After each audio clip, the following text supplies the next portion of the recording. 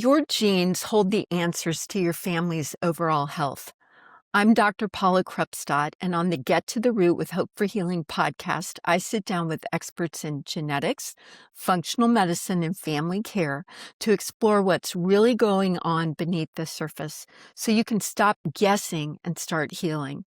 From personalized insights to practical tools, we bring you whole family wellness that starts at the root. Hi, everyone. Welcome to the Get to the Root podcast. I'm your host, Dr. Paula Krupstad. And joining me today is Cristina Greenfield of the Conscious Healthy Home. Thanks for being here, Cristina. Absolutely. Thank you for having me.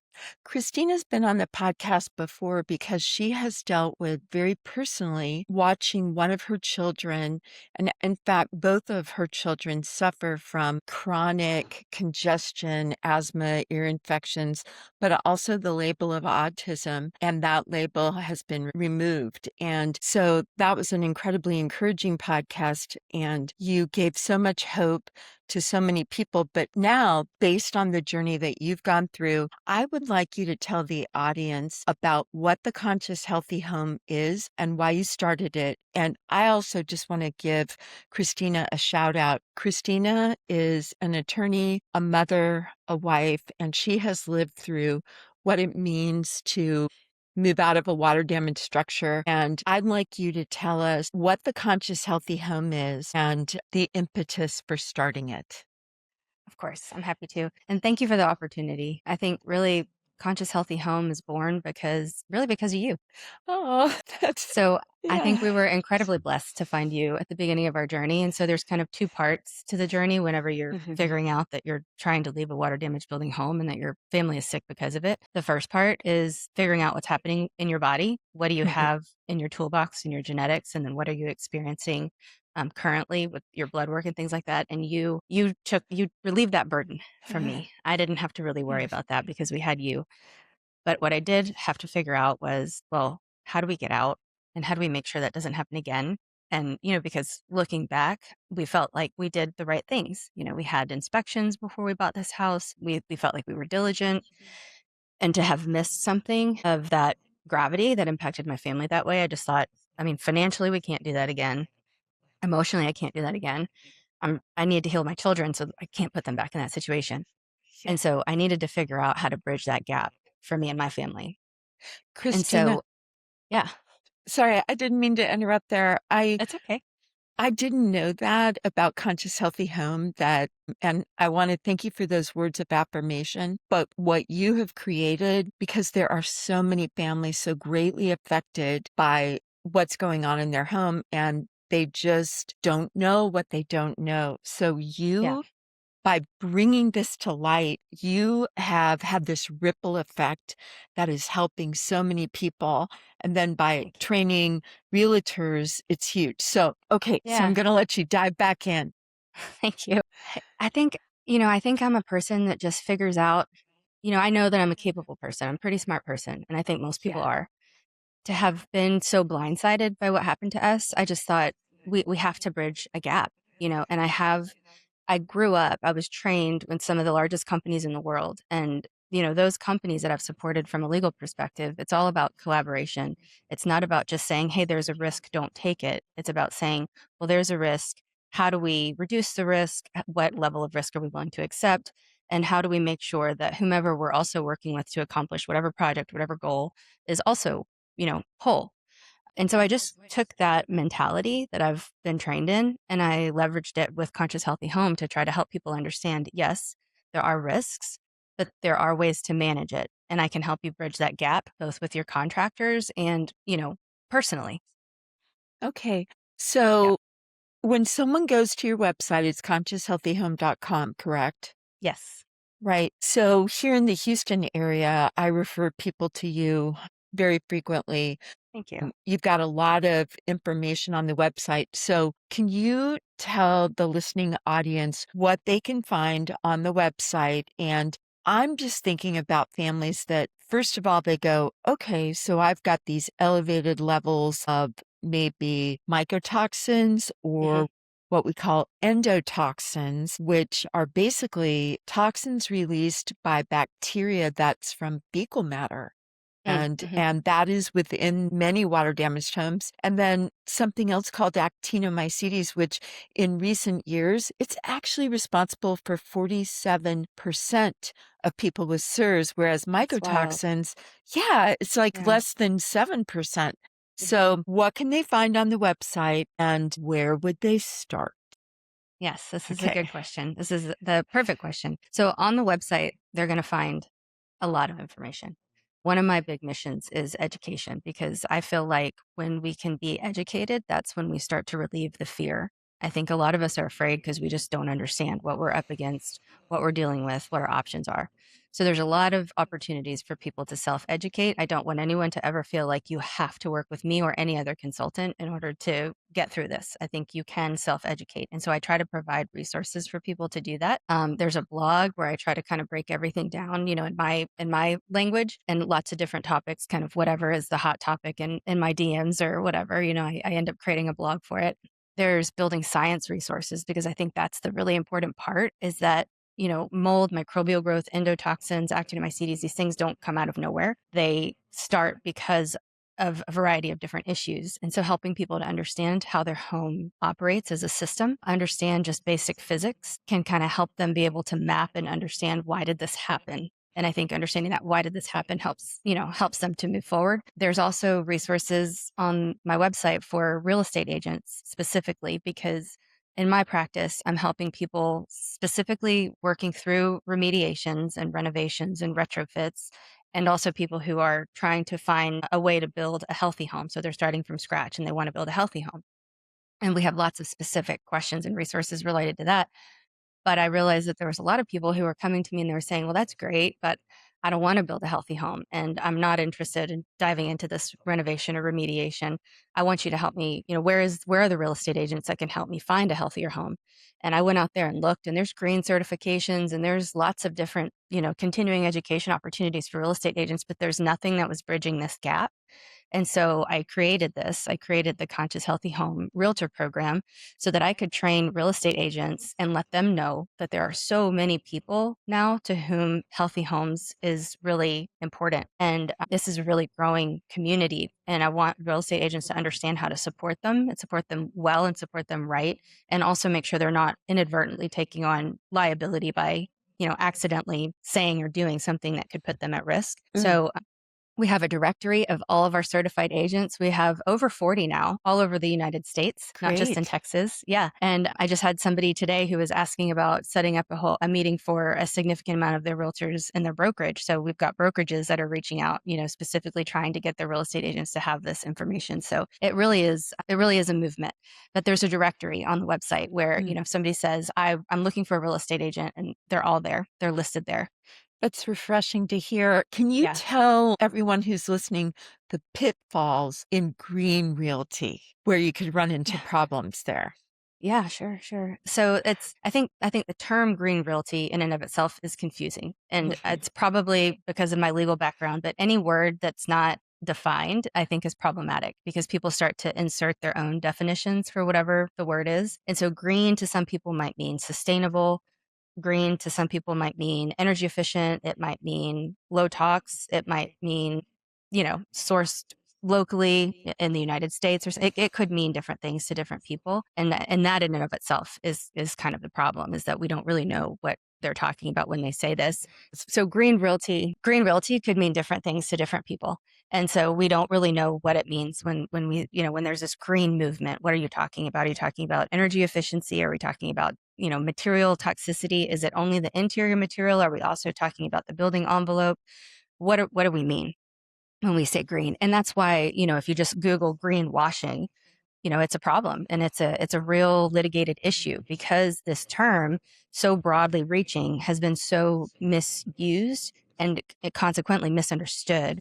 And so Oh, people are saying, well, I was tricked or I was misled because you said it was green and I thought green meant X, but you meant Y, or something of that nature. So that's primarily why I kind of find the green movement. It's just too broad. It's too yeah. broad of a brush. Your perspective as an attorney, bringing that out with definitions, it goes back to expectations and agreements. And so much of the time when we try to talk to each other, it's the difference between an expectation versus an agreement where there wasn't Yes. clear communication.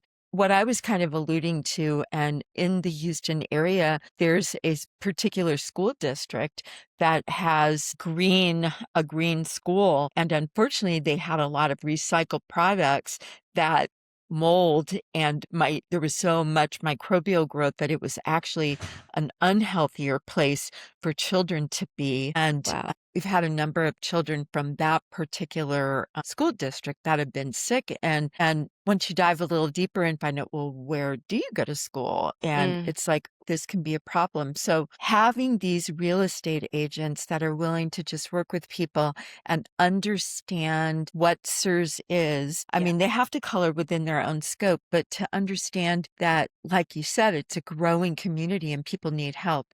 Yeah. Okay, let's talk a little bit about, we mentioned earlier that mold may be less than 7% of what is driving illness, and it may be this actinomycetes or endotoxins. Yeah. So first, let's talk about air conditioning. A lot of people, when I look at what the types of microbial organisms that are showing up, sometimes you see it around the flashing around a window, or it can be growth within the air conditioning system. Yeah. So can you give the listening audience just some basics on air conditioning principles that they need to know? Just Yes. as just a little bit for them to be educated on that. Yeah, great question. This is an excellent question, and I think it's most people's question. It was actually where our issue started as well. And I've learned that it's not uncommon that the HVAC system is, one of the drivers of issues in homes. I think at the very highest level, people should understand that their home is a system. It's not just the walls, it's not just the HVAC, it's not just the brick or the stucco or whatever it is. It operates as a system just like our bodies do. And so when we have an HVAC system, you can think about the HVAC as if it's the lungs of the home because it's pushing and pulling the air all throughout the house. Everything that happens in the HVAC happens to the home. And so sometimes what we see, particularly in this Houston area, is that we have, there was a certain code that buildings were built to back in the day. And then as climate has changed, we become increasingly uncomfortable in those homes. And so people call an HVAC company and they say, I'm uncomfortable. I would like colder air. That company comes in and they're like, great, I've got giant machinery that will help you have colder air. But nobody is thinking about the system. They're not thinking about the envelope. And the building envelope is one of the most important parts of the home because it's what keeps the outside out and the inside in. So when you're thinking about the HVAC, I think one of the key things I would love people to understand is if you are feeling uncomfortable in your home, that discomfort is usually the first thing that triggers people to call a professional like a HVAC company. When you're feeling uncomfortable with the temperature, don't just call the HVAC company. Make sure that you're calling somebody who is also willing to collaborate and consider the whole building envelope. Because if you have a giant HVAC system in a home that is otherwise leaky and the envelope hasn't been addressed, you will get colder air. You'll get large bursts of very, very cold air, which will end up causing condensation to blow off into the plenum where there's usually insulation. And that is usually the breeding ground for mold and microbial growth and then everything, that follows. So just remember, your home is a system. And oftentimes when you're trying to replace one system, it actually requires collaboration and that teamwork approach, which is what I help people with in my practice to make sure that we've addressed, we've brought in all of the right professionals to do any particular upgrade. But yeah, the HVAC system is a very consistent problem. And I'm seeing that all over with all my clients, not just in Texas.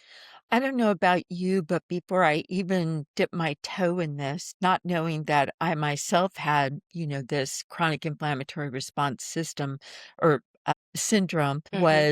that was back in 2017, but the plenum of an air conditioner, I had no idea what that was. So I'm just going True. to define that for our listening Yeah, good point. audience. Did you even know what it was before you took No, it? Yeah, it's I've like, said it so many times now. yeah. Now I forget. Yeah. Yeah, I like to think of it like the hood of the car. It's kind of Mhm. like the hood of the air conditioning system. So the plenum, a lot of air conditioning repairmen or HVAC assessors will look inside the plumbing and they'll go, oh, there's a little microbial growth. And you're like, no, I don't want any microbial growth in there. Mhm. And Yeah. that's because my child or members of my family are part of the 25% of the population that cannot handle these toxins and this garbage. Mhm. And there is a small percentage of people that don't even have a genetic predisposition. Their home is just overrun with so much toxic garbage.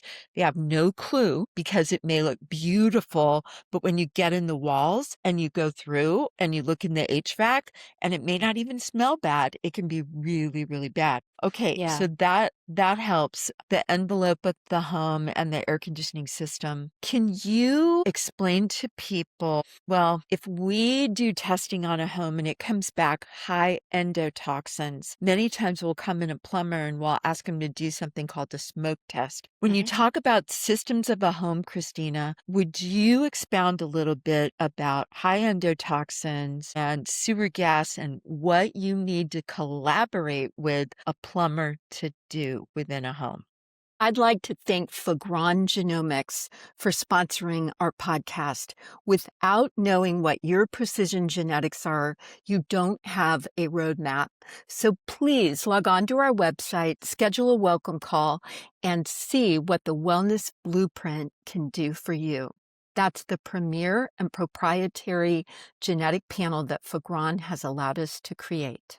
Yeah. So what if we think about our plumbing systems and showers in particular, let's just use that example. So we're taking a shower with the soap and the skin cells and the hair and everything that falls, into your plumbing system, and it's wet in there, right? There's water in the plumbing system in the pipes, and then you have all this organic material that's falling in.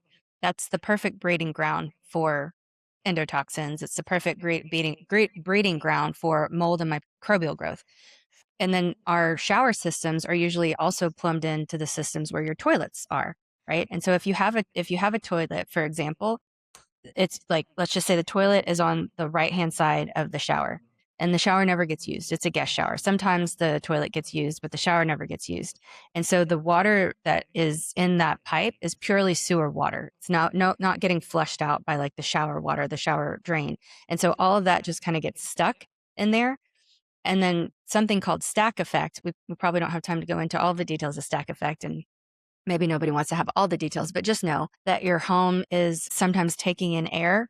It's usually from the bottom, and then hot air rises, and so it's going up. And so air is coming in sometimes through the base plates, and sometimes through the plumbing pipes too, and it's going up. Air is moving like this in your home, so that air movement can start pushing up some of those things that are in the sewer pipes. If you just take a minute to like unscrew the little drains on your shower, for example, and take a peek inside, it's like, oh God, I never had to look at it because there's just that little screen on top, but like that's nasty, and that stuff it does not just staying under there.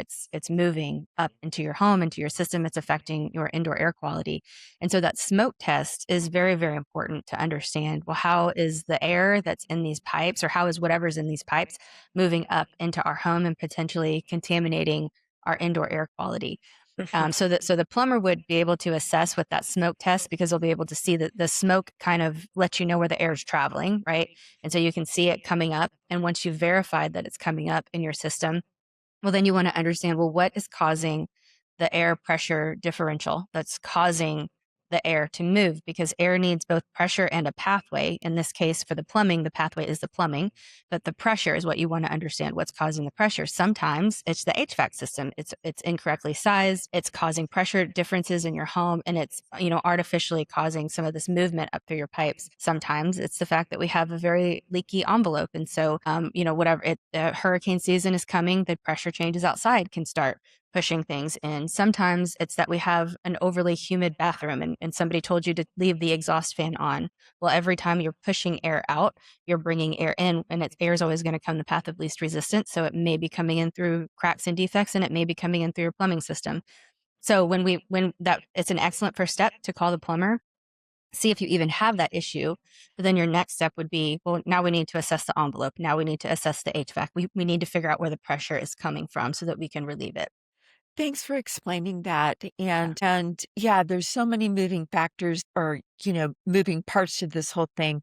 But what I appreciate about your website is you have people who understand what this is. And there's this cool terminology now and certification called medically important remediation too. Yeah. And so for people who come in and do things to understand what's happening, and if a plumber, and I think people feeling empowered. And one thing that I try to do too, like when I talk to people, is say, because the endotoxin levels are high, and the nasty thing about that nasty stuff that you're talking about, endotoxins, Hmm. I call it gram negative poopy water bacteria. Yeah. Sounds like a rock band, it's, gram negative poopy water. Anyway, so, Sold it's out concerts, I'm sure. yeah, exactly. It's like little kids and poop. It's like Yeah. we have little poop charts in all of our rooms Oh, yeah. here We at love the those poop charts. yeah, it's like kids laugh, some go, "No," but it's like, "Come on,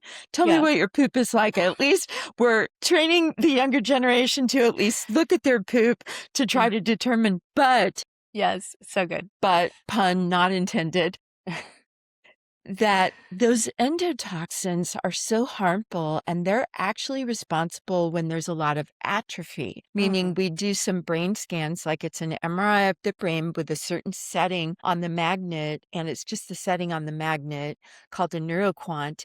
And when you get that reading back, and if it shows like there's a lot of parts of the brain that are smaller than what they should be, Mm. then we always think endotoxins, even much more so than mycotoxins. And so Yeah. finding that, all right, I have just something that I met with a family yesterday, and this young girl, she's 15, and she had been and had this huge workup with some rheumatologist, infectious disease, her regular doctor, Hmm. and they say, "Well, your labs are normal. We don't know what's wrong with you. We don't know why you feel so bad." So she was starting to become very hopeless. And she now has hope. And I was so grateful to hear that. But it's like, okay, now we have an action plan. And then her parents were very, very astute. They did testing in her bedroom and a place adjacent to her bedroom and then downstairs. And it turned out there were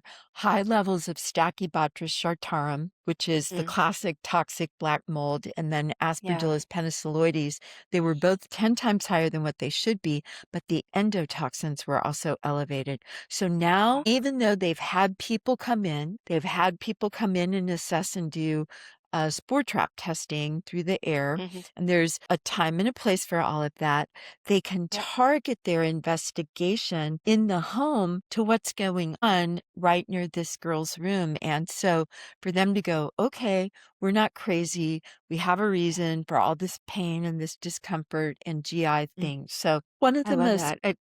yeah, go ahead. Can Go can ahead. I just Sorry. add something? Yeah. Please. I think it's really important when like practitioners like yourself, if we can all work together because we can put together something called I call it a symptom map, right? And so Mm, it's exactly what you're talking about where we assess the person's body that we're concerned about and we're figuring out well all the things that are going on to them and then you go back and you match it. We corroborate it. We find the place in the home that's causing that. And we would always start with the bedroom because that's where that person is probably spending the most time. They're spending at least 8 hours a day. Hopefully they're sleeping, right? In that area.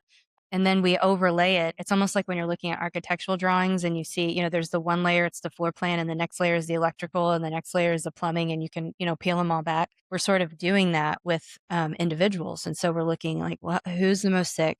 Okay, we've got to figure out what's going on. Let's start with their room. If we don't find it in their room, where's the next place that they spend the most time? Where's the next place who else has any symptoms? Where can we start to triangulate what's happening in this house? And you can take a mhm. really strategic approach if you have that collaboration and that level of information is super important.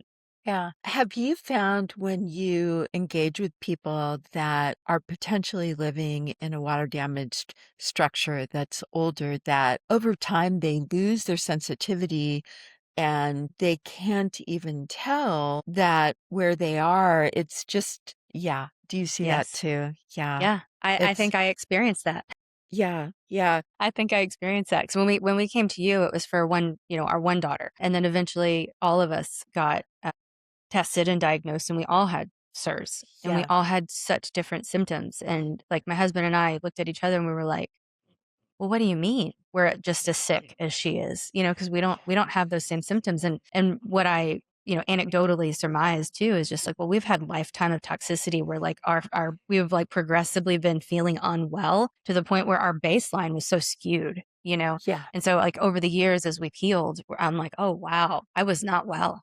Like Yeah. I was not well. I was just so used to not feeling well, you Yeah. know. And just surviving, not Mhm. doing well. So, yeah, it's so true. It's so true. Okay. The biggest mistake that I see that I just want to reach out to people and go, I wish you'd talk to me Mm, beforehand, is that they find out their home has water damage, then they choose to move, and somewhere along the line, they don't get all the messages, and I'm grateful to say this is not the majority of our patients because we really, really, really, really try to educate them. But if they're really struggling financially and mm, we're trying to help them, I had someone who had a hurts me that was in the 40s. It was the mm, highest I had ever seen. They got out, but they didn't check where they were moving to. And I think cognitively, it was just they knew they had to get out, but they didn't get the message they got a test. yeah. But they took their items with them. Mm. So, can you just speak briefly to your average Joe Blow person, what small particle remediation is, Christina? Yeah, small particle remediation is incredibly important because when we're very, very sick, the big goal is reducing our exposures. And so if and like we talked about in the beginning, we have kind of two areas that we need to heal, both the home and the body, right? And so they can work with a practitioner like you and they can start to reduce the colonizations and like those exposures that are just in the body. Well, now we have to reduce the exposures that are outside of the body. And so if we think about things that are porous, we think about a sponge, for example, we dip the sponge in water and that water is going to just sort of like go up into the sponge and then, it sort of never fully dries unless you like don't use it anymore, right? But it changes the nature of the sponge. Well, the same thing happens with our porous materials in our house. And so what's porous in your house? Your pillows, your mattresses, your blankets, your stuffies, your clothes, your couches. I mean, most of the stuff in our house is porous, right? And so, whatever is happening in the home, whatever is happening in the air, particularly if it's a situation where where the HVAC is one of the kind of offenders, right? If there's been mold growth in the HVAC, all the air is coming in, it's touching everything in the house. It's even the walls. It's even the drywall. And so, if we're trying to remove our body from this primary exposure, our home, and we go into another building that maybe doesn't have the systemic issues, but we bring all of our porous stuff with us. And in our exhaustion, we sit down on the couch that was in the same environment that we just left. Poof. Everything that has, made its home now in the couch is poofing up into our systems again. We're breathing it, we're touching it. And so it doesn't set you up for success to bring those things with you because you still have the potential for increased exposures just via, you bringing that stuff with you. Now, Mm. small particle cleaning is an attempt to remove all of the tiny microscopic little bitty things, those mycotoxins, those endotoxins, those things that are so small that you can't even see. And I will say that sometimes, unfortunately, we see companies that do small particle cleaning and you go in for that end clearance testing and you can still see dust. If you can see dust, the small particle cleaning was not successful because we're trying to clean things we can't see. So if we still see, things left over, it's not successful. And so it is very, very important to again lower the load via the small particle cleaning because particularly when you're having a remediation, dust and debris and everything that you're trying to get out, it gets stirred up. So we need to make sure that we remove it so that we are lowering the load of the home. And sometimes for my clients, it depends on their risk profile and it depends on what they are able to do and not able to do.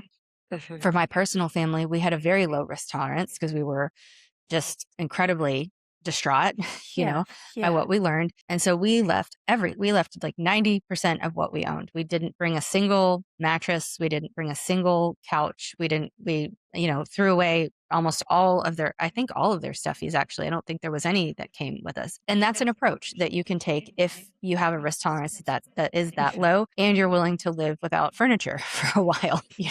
And some people aren't. And I will just say that I don't think that is definitely not the lowest risk approach, but every single person is different and every single person's path forward, again, depending on their exposures, depending how sick people are, depending on what you're able to do, what you're not able to do, and what you're willing to do, it might be different. But the Mm. recommendation, is usually be as risk averse as you can in order to facilitate your healing, because you don't want anything to even be kind of in the back of your mind, like, well, is the new place making me sick or is it my stuff that's making me sick? There's a psychological component to it as well.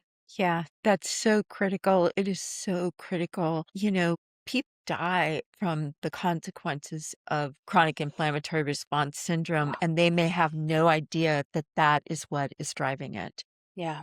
Certain cancers are driven by certain mycotoxins, and endotoxemia leads to sepsis, which Mm. can be life-threatening infections and things like that. So, but that just hasn't matched. It's like if you don't know, you can't see it.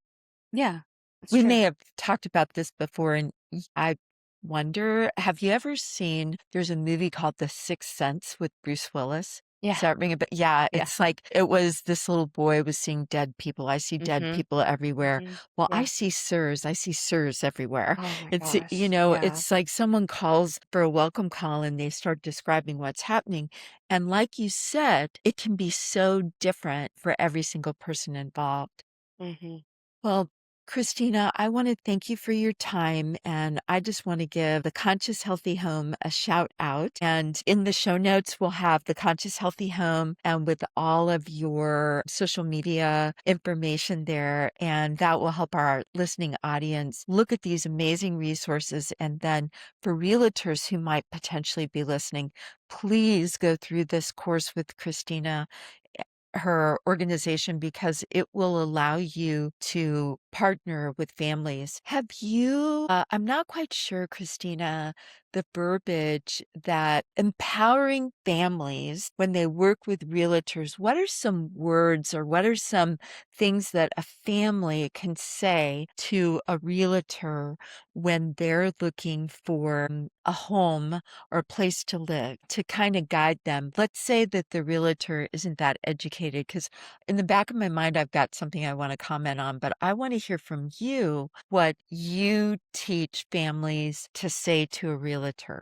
Yeah, this is such a great question because this is really what starts everything. And it does require I try to teach the realtors how to help empower people and walk them through this thought process, but you can do this beforehand as well, particularly if you don't have a realtor who's certified. I think the most important thing is to identify what you're trying to avoid. And so I think as a knee-jerk reaction, people might say, I want a mold-free home. Okay, well, that's actually not the start. Mold is the symptom of a building defect, but it's not the defect itself. And so, what caused the mold? Was it a building envelope issue? Was it an HVAC issue? Then you need to say, if you once you figure that out, I would like to avoid homes that have oversized HVACs. I would like to avoid homes that have leaky envelopes. I would like to avoid homes that have, really large sliding glass windows or something. Like whatever you figured out was the issue in the home that you're leaving, try to define it that way, because I think when people say I want a healthy home, and then there's some realtors out there who are, they are not certified. They have no certifications in the space, but they are holistic or they are healthy and they have great intentions of helping people and whatever holistic or healthy means to them. But the client that you and I know is going, I want a healthy home, meaning I want a home that doesn't have the endotoxins or the mycotoxins or the actomycetes that I just left. If they don't understand what the source of that was, then they don't really understand how to articulate what they're looking for that Sure. agent. A good agent will walk them through that and help them identify, well, what is it actually quantifiably that we can test and that we can see, that we can help get you into a place that will lessen that risk. Hmm. But uneducated agents will just say, yeah, okay, we're going to find you a great home. We're going to put you in a brand new build in this community that went up in 30 days, and that should be a healthy home for you. And unfortunately, that's just not, that's not the Yeah. case. And I would argue that the realtor is actually really risking an argument that they're not upholding their fiduciary duty, because they do have a fiduciary duty to put their client's best interest above their own. And if they don't take the time to fully understand what their client needs, and sometimes that means educating the client because the client doesn't exactly know, construction or exactly what they need, then, the agent is going to get their commission at the end of the day, and the homeowner might still be left with a home that doesn't fit their needs. So I Huh, think it's incredibly important that huh, both the homeowner and the real estate agent partner to understand what exactly are they looking for, and huh. then they can go from there. Excellent, excellent. Now, from a medical standpoint, and maybe you could take this to realtors that you're educating. I talk to families, and just like if you had a family member, say, that had cystic fibrosis, where they Mhm, cannot clear lung secretions, mhm, or they're going through someone with cancer going through chemotherapy, that they just can't be in a water damaged building mhm, because their immune system is affected. So, to avoid certain topics, I just try to equip people to say, some members of my family suffer from something that is what we call an environmentally acquired illness. mhm, And I want to do this dust collection before we make an offer on this home or otherwise, because my family member will not be able to recover during that time period. And I'd like to build that into the option period so that if it does come back elevated, you're going to allow me to back out without losing all my earnest money or whatever. yeah, And so just something like that, because, hey, I really love this home. I really love what I'm seeing, but because of my family member, or just something like that where they yeah, don't have to get real specific, and, it's a way that they can protect themselves. sure. I I know would that. I would I Oh, just go wanna ahead. add one more thing to that. Yeah. I love that. But I also have found when talking to people in the industry, construction professionals, builders, architects, real estate agents, whatever, I think sometimes when we actually do start kind of building in, well, I need to do this because, and we're giving this justification, it opens up the door for some professionals to be like, well, that's you're just crazy. That doesn't mean it. They Mhm. can they can insert an opinion based on whatever, maybe their personal experience, whatever. I like to depolarize the topic by just kind of approaching it with, and I advise all my clients to approach it this way. It doesn't really matter if anybody agrees with the experience that you've had. You know what you've experienced, and that's all that matters. But what I can help you do is insert a quantifiable, testable measure to reduce the risk from whatever the system is that we need to make sure is addressed to make sure that you avoid this issue. And that is something that professionals can agree with, and so like I had a Uh-huh. conversation with a builder, and it was like, well, only a small amount of people are actually get sick. It's a very, very small amount. It's just that it's 25% of the population. I wouldn't say that was a small amount, and that's just what we know now. That's just the estimate. I was like, anecdotally 100% of my family was diagnosed with this, so what are the odds? Right?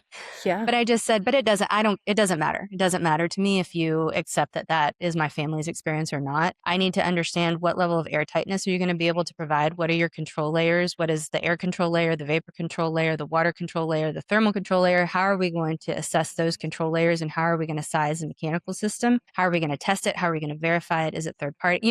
And just things that are measurable.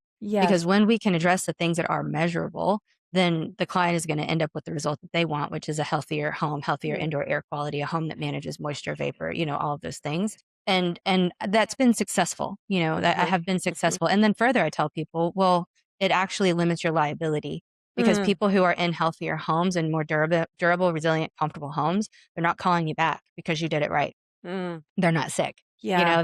There are no issues. So it's a win-win. Yeah, that's excellent. And it's true. It's like you test, you have an objective measure, and I'm sorry, these test results, I won't be able to thrive here. Yeah. And, but you've taken out the emotionality or the question marks that you brought forward. I Yeah. really appreciate that. Yeah. That's outstanding. It's another approach, just one other approach. There's so Yeah, many. yeah, yeah. And, we go with what has worked too. Yeah. But what you created with the Conscious Healthy Home, I want to thank you again, Christina, for doing that. And that way we can support all the people that have the vulnerability and even people who don't, that they Yeah. can have a healthy home to move into. So thank you so much for joining me today. And Thank you. I think that so many people who listen will glean little pearls that will help them on their journey to find a healthy home. So thanks again for being here. I hope so. Thank you so much. I appreciate you so much. All right. And, like I said, you are the reason for Conscious Healthy Home. So thank you for all you've done. Well, thank you for those words of encouragement and affirmation. It's a struggle every day to meet people in their pain, because Yeah. when you can't see, you project out your frustration onto people who may be trying to help you, and it gets hard absorbing a lot of that, and then just trying to reflect out love and kindness and and the truth. The truth Yeah. is many times very difficult to hear, but I really appreciate that. So thanks again. I encourage Thank you. everyone to go to the Conscious Healthy Home with Cristina Greenfield. She's an attorney and a very experienced human being and loving, amazing mom and wife. And we're so grateful to have you here. Thank you. I'm grateful for you. Thanks for joining us at Get to the Root with Hope for Healing. If this episode helped you, follow and share it with someone who needs it, and leave a review. It helps others find us too. For a free consultation, visit our website at gettotheroot.com with the number 2 and schedule a welcome call. We'll see you soon.